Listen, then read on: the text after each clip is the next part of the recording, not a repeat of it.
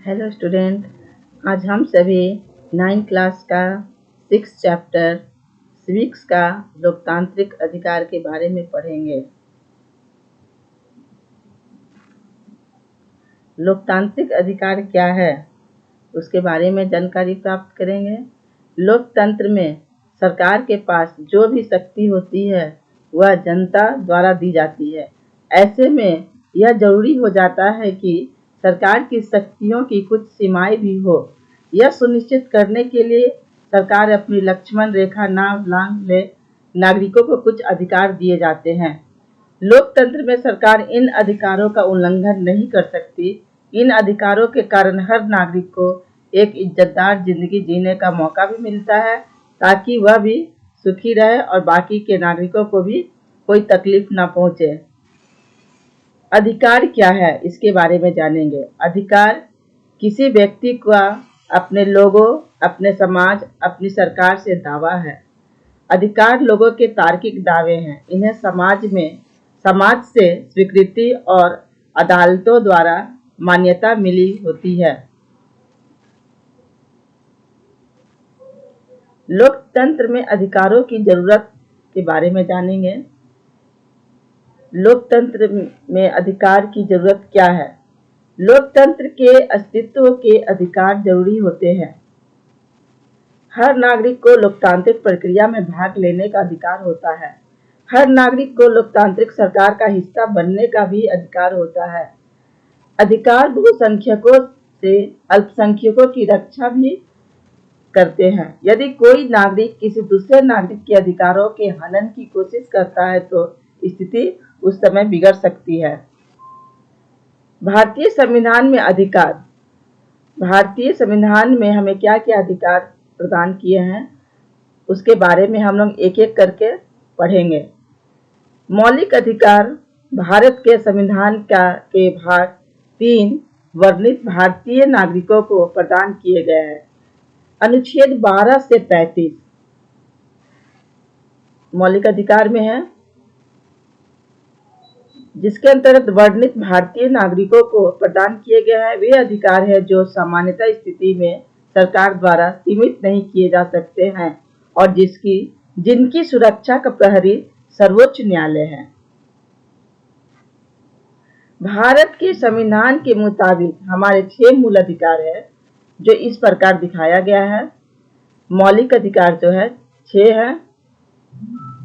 पहला समानता का अधिकार, दूसरा स्वतंत्रता का अधिकार, तीसरा शोषण के विरुद्ध अधिकार, धर्म की स्वतंत्रता का अधिकार, शिक्षा और सांस्कृतिक और शिक्षा संबंधी अधिकार, संवैधानिक उपचारों का अधिकार। पहला हम लोग पढ़ेंगे समानता का अधिकार। अनुच्छेद 14 से लेकर 18 तक इसमें बताया गया है। संविधान के भाग 3 में अनुच्छेद 14 से लेकर 18 तक समानता के अधिकार को विस्तार में बताया गया है। इसके अनुसार भारत के किसी भी नागरिक के साथ धर्म, वंश, जाति, लिंग या जन्म स्थान के आधार पर भेदभाव नहीं किया जा सकता। साथ ही इसमें भारत के सभी नागरिकों के लिए रोजगार के अवसर में समानता को भी शामिल किया गया है। दूसरा हमारा है स्वतंत्रता का अधिकार। 19 से लेकर के अनुच्छेद 22 तक, अनुच्छेद 19 से 22 तक स्वतंत्रता के अधिकार का उल्लेख किया गया है। इसमें समाहित अन्य अधिकार इस प्रकार है: शिक्षा का अधिकार, वाक एवं अभिव्यक्ति की स्वतंत्रता का अधिकार, किसी जगह इकट्ठा होने का अधिकार, संघ, संस्था या यूनियन बनाने का अधिकार, स्वतंत्र रूप से कहीं भी आने जाने तथा निवास करने का अधिकार और जीविकोपार्जन के लिए किसी भी व्यवसाय को चुनने का अधिकार, किसी आरोप में फंस जाने पर दोष सिद्ध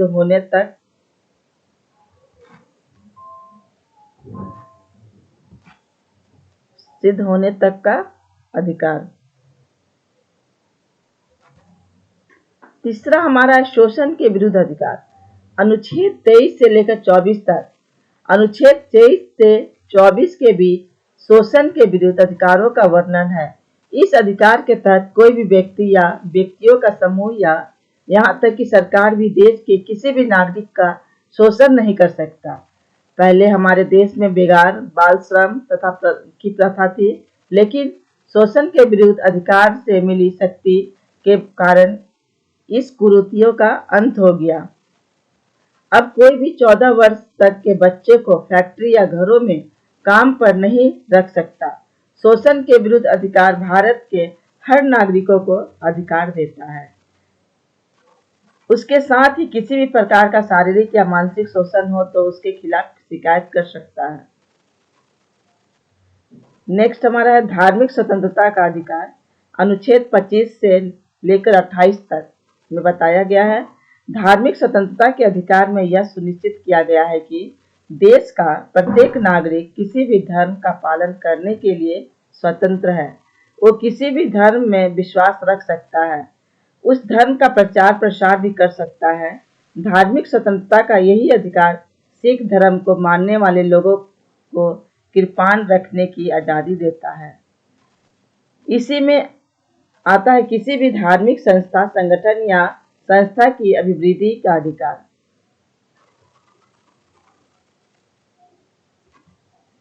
नेक्स्ट हमारा है सांस्कृतिक तथा शिक्षा संबंधी अधिकार।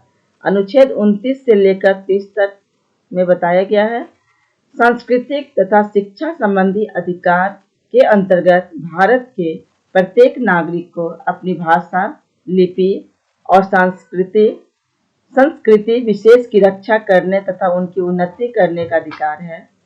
इसमें अल्पसंख्यकों को अपनी पसंद की शैक्षिक संस्थाएं चलाने का अधिकार भी है, जैसे मदरसे आदि।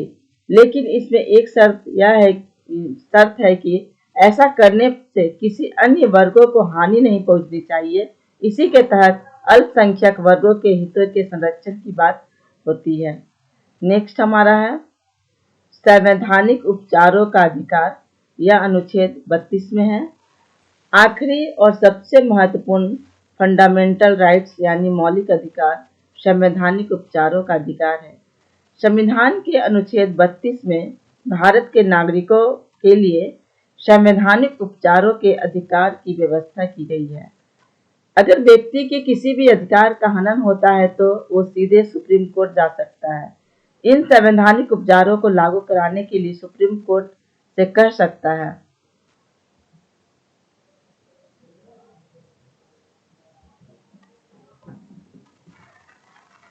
इस चैप्टर का कुछ इंपॉर्टेंट क्वेश्चन हम बता रहे हैं। लोकतांत्रिक मौलिक अधिकार के बारे में लिखे, या प्रश्न आता है कि समता के अधिकारों के बारे में लिखे। इस पर एक प्रश्न आता है शोषण के विरुद्ध अधिकार के बारे में लिखे। स्वतंत्रता का अधिकार के बारे में लिखे। ऐसे तो सब एक साथ 6 अधिकार है, लेकिन एक एक अधिकार के बारे में एग्जाम में आता है। अधिकांशतः समता का अधिकार के बारे में पूछा जाता है या स्वतंत्रता का अधिकार के बारे में प्रश्न आता है। इनके बारे में लिखें। धन्यवाद बच्चों। मेरे वीडियो को लाइक कीजिए, चैनल को सब्सक्राइब कीजिए और अपने दोस्तों